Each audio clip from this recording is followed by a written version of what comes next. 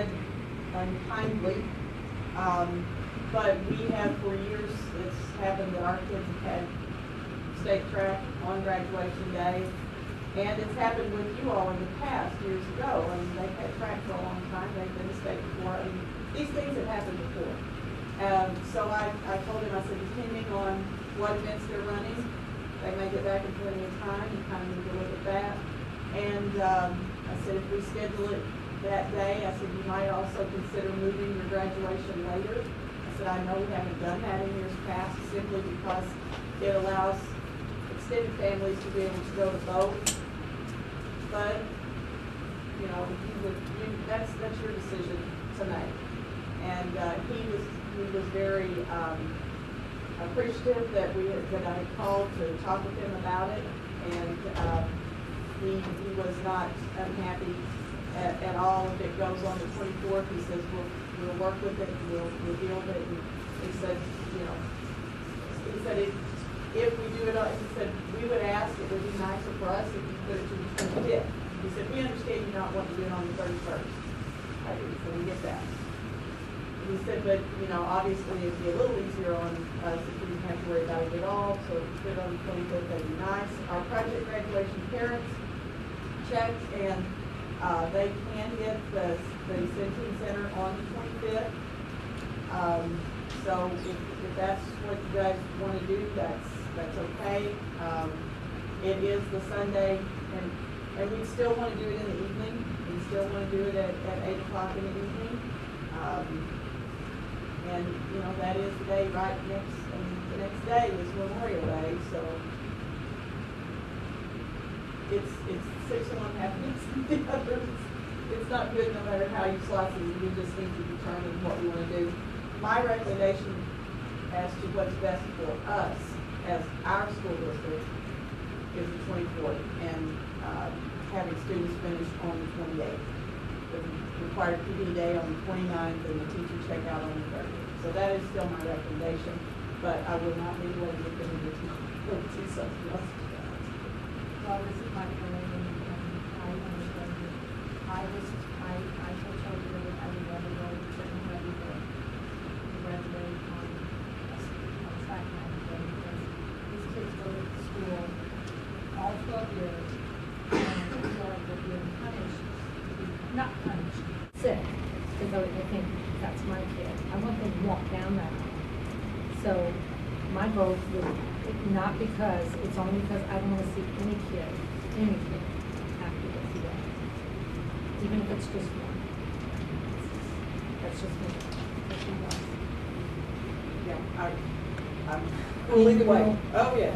I Totally just get it. feel Did you get any replies from our project graduation? Yeah, they all felt like it was okay to do it on the 25th if they could get the Centene Center. They Yeah, really. we spoke with the project grad group. I went in on Thursday night. They were having a meeting in there, and so I went in and addressed it with them. They felt comfortable about it. The only question at that time was whether or not they could get the Centene Center.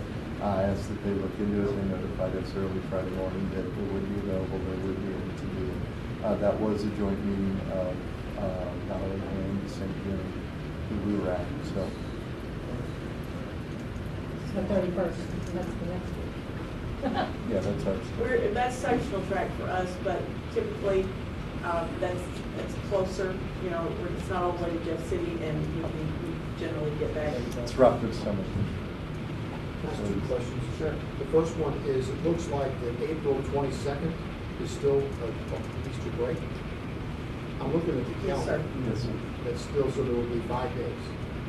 Right? Yes, sir. Saturday, Sunday, Monday, Tuesday. Okay, that's so, Yes. I got that right? Yes, Okay. I put some calendars in here. I hope that helped. I did.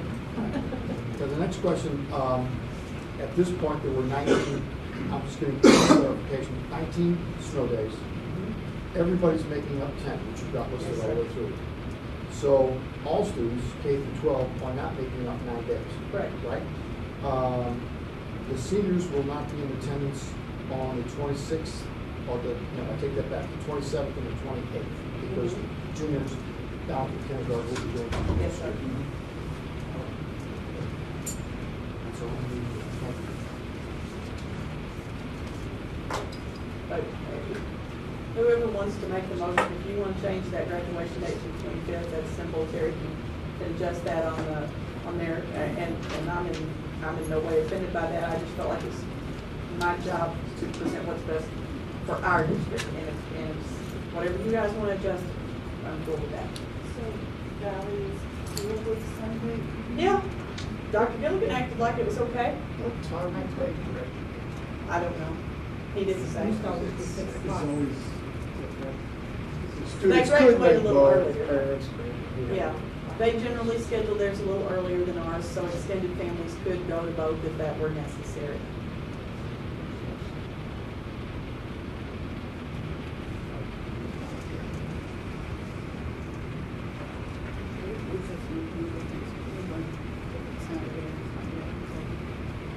That one year we talked about Sunday, but we had a big, it was a big deal to the kind of graduation parents that year. Yeah, Yeah. because they felt like that, they were missing, some of them felt that they were missing their Memorial Day holiday and couldn't, I don't know, it was a big deal. we did have a big deal, so people did complain about it.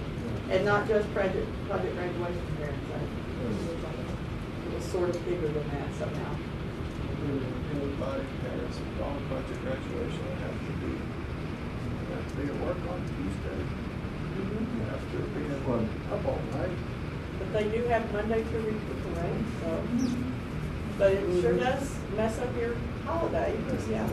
But of course, you do get Memorial Day every year, and your kid just graduates high school one time, so, you kind of have to weigh those things out.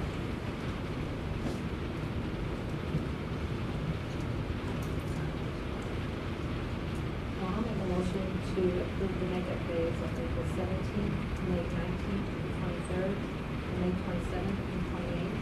Require all staff professional development day on May 29th, teacher workshop day on May 30th, and graduation be set on Sunday, May 25th, 2014 at 8 p.m. Second.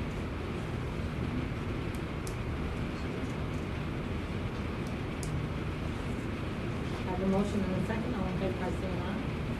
Aye. Opposed?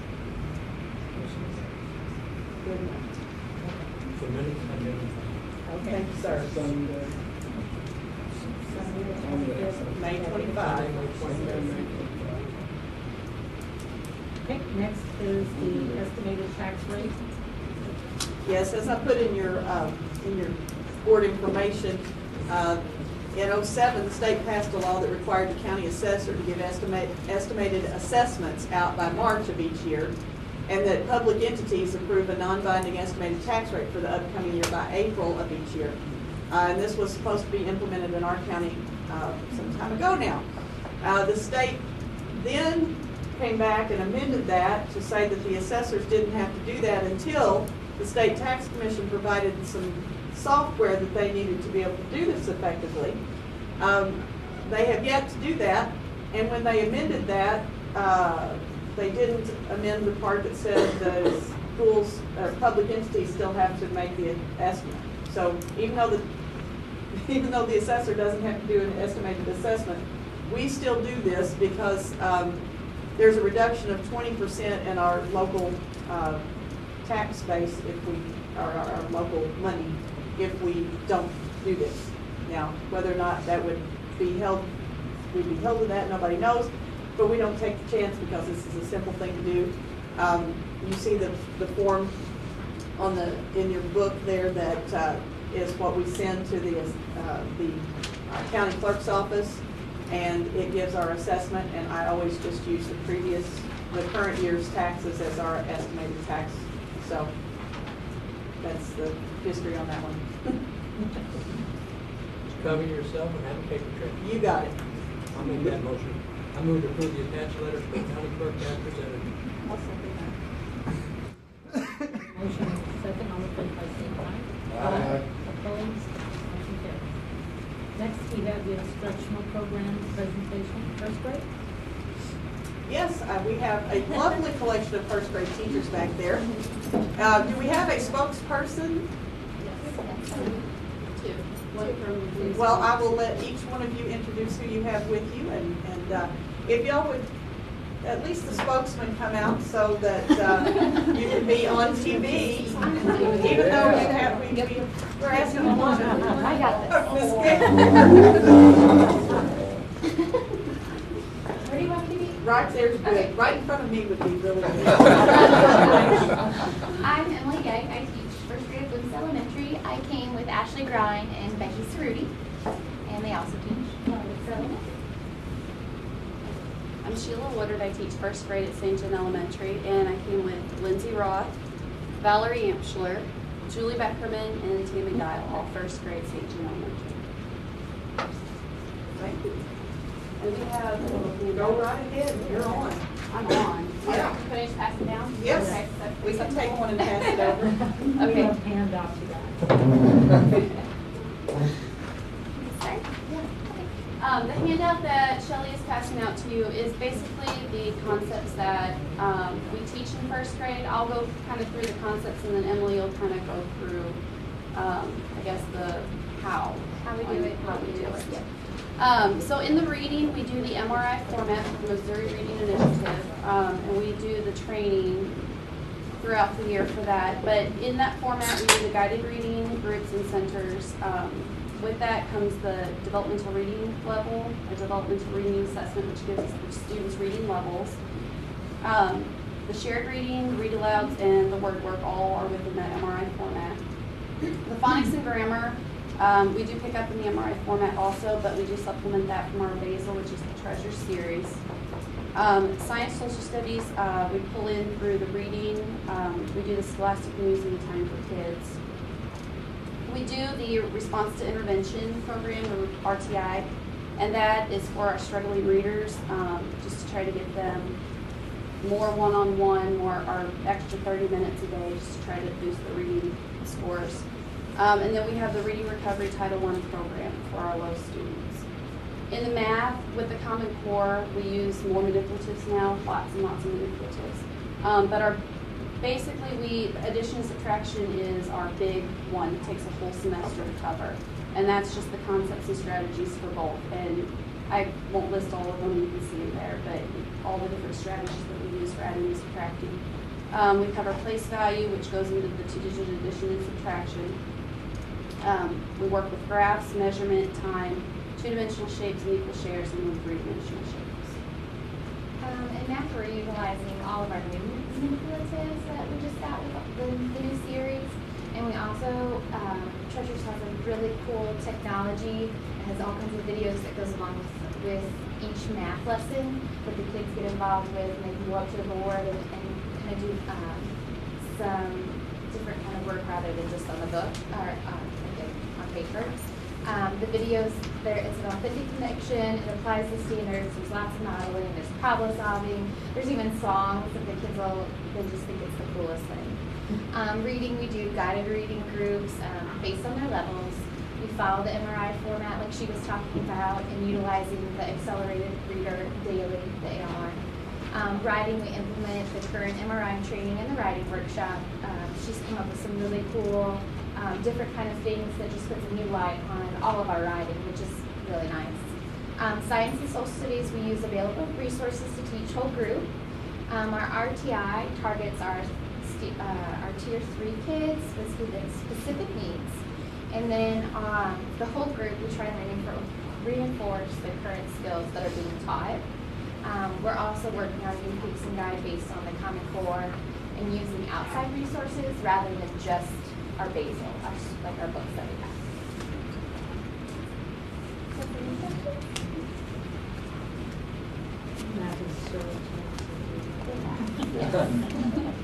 It's nice. We spend a lot more time on the certain skills. The new series and just the Common Core on that math is just amazing, because they do the basics and then build on that, whereas before it seemed like things were just kind of disconnected. So it seems like it flows a lot nicer. Yes. That's great. Thank you, ladies. Thank you very much.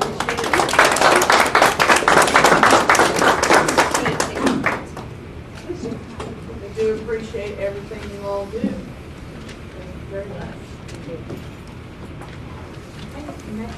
New business, MSBA Board of Directors. This is a position that you all need to nominate. You have the form in there from MSBA to nominate someone to the Board of Directors, and it has the responsibilities listed on the form. So we just need to nominate someone.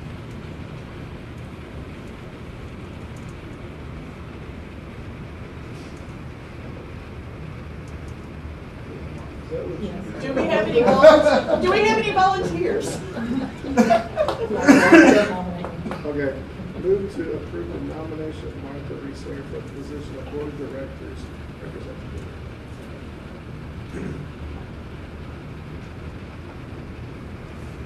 We have a motion and a second, all in favor by saying aye. Aye. Opposed? Motion carries. It just becomes now like this. Okay, next is school-based agriculture education program research project. Yes, and I put the information in the letter that we got from the young lady that's doing the research. She's a doctoral student at MU and is going to do some research on creative thinking in school-based ag programs. Ms. Fritsch Dunsey has said that she's happy to do that and glad to work with it, and Mr. Haney's fine with it. Just wanted to be sure to bring it to you all because it will require student participation and student surveys. As it says in the letter, though, there will be permission slips from parents and consent forms for students so that they know what they're doing. Just wanted you all to get a chance to see what was going on and approve it before we move forward. I'll move to approve the participation in the school-based agricultural education research project. Second. We have a motion and a second, all in favor by saying aye. Aye. Opposed? Motion carries. Mr. McDaniel?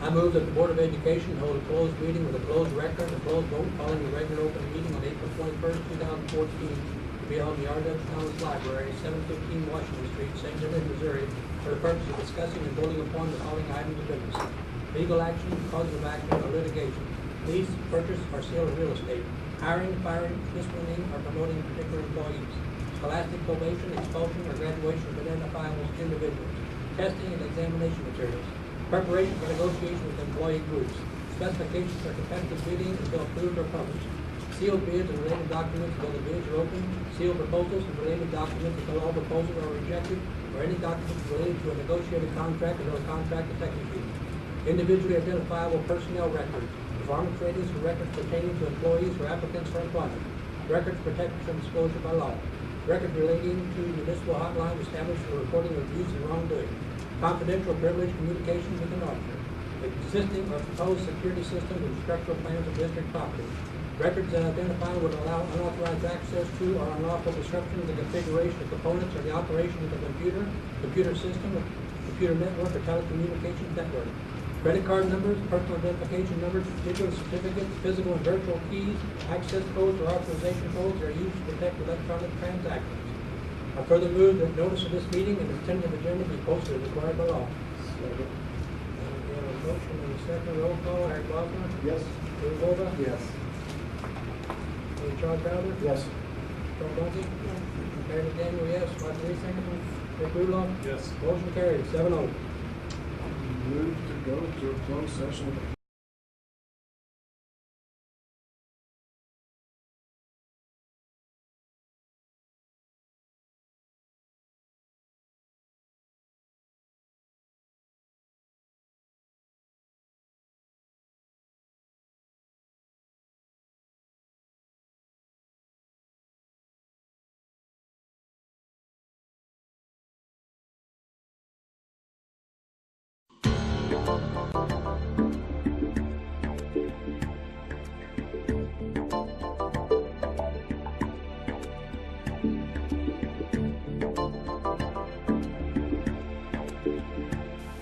Channel 7 and 98 TV and web broadcasting are made possible through contributions and donations from viewers like you. Thank you for your support.